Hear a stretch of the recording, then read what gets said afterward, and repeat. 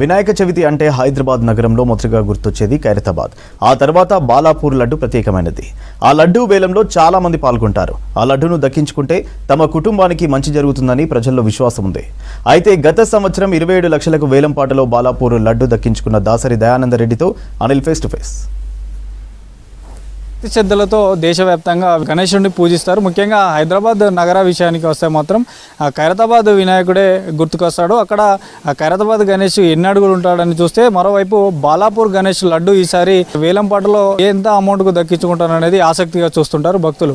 ముఖ్యంగా last time 2023లో 27 లక్షలకు దక్కించుకున్న దాసరి దయానంద రెడ్డితో మనం ప్రజెంట్ ఉన్నాము. నమస్తే. అంటే లాస్ట్ టైం బాలాపూర్ లడ్డు చాలా కీలకం, దేశవ్యాప్తంగా ఆసక్తిగా చూస్తారు. లాస్ట్ టైం 27 లక్షలకు మీరు లడ్డూని దక్కించుకున్నారు. అంటే ఎట్లా ఉండేది ఆ లడ్డూని దక్కించుకున్న తర్వాత మీరు ఎట్లా ఫీల్ అయ్యారు? 2022లో నేను ఫస్ట్ వేలంపాటలో పాల్గొనడానికి ఫస్ట్ ఆసక్తి చూపాను. 2022లో వేలంపాటలో నా పేరు నమోదు చేసుకొని వేలంపాటలో పార్టిసిపేట్ చేశాను. 26,40,000 రూపాయలలో నేను మధ్యలో ఆగిపోయాను. అది అనూహ్యంగా అక్కడ బాలాపూర్ వాసులకి రావడం జరిగింది, వంగేటి లక్ష్మారెడ్డి అన్న గారికి. మళ్ళా సంవత్సరం నేను మళ్ళీ అదే విధంగా పార్టిసిపేట్ చేశాను. ఈసారి మనకు ఎందుకు రాదు లడ్డు, భగవంతుని మీద భారం వేసి మనం లడ్డు వేలంపాటలోకి ఎట్లయినా పాల్గొని ఈ లడ్డు ఎట్లయినా కైవసం చేసుకోవాలని ఎంతో భక్తి శ్రద్ధలతో మళ్ళొకసారి 2023 వేలంపాటలో పాల్గొనడం జరిగింది.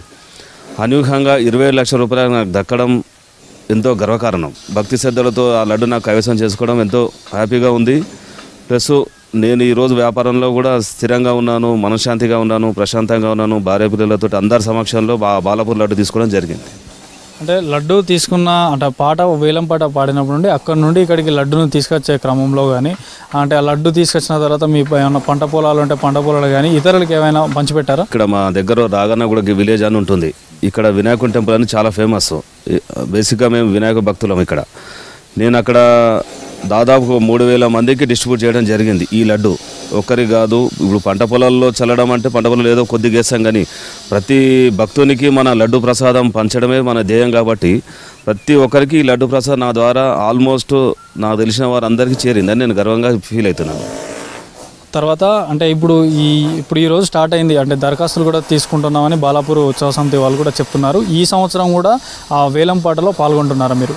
షూర్. ఈసారి కూడా నేను లడ్డు వేలంపాటలో నా పేరు కూడా నమోదు చేసుకోవడం జరుగుతుంది. ఈసారి కూడా వేలంపాటలో నేను ఆసక్తిగా ఉన్నాను.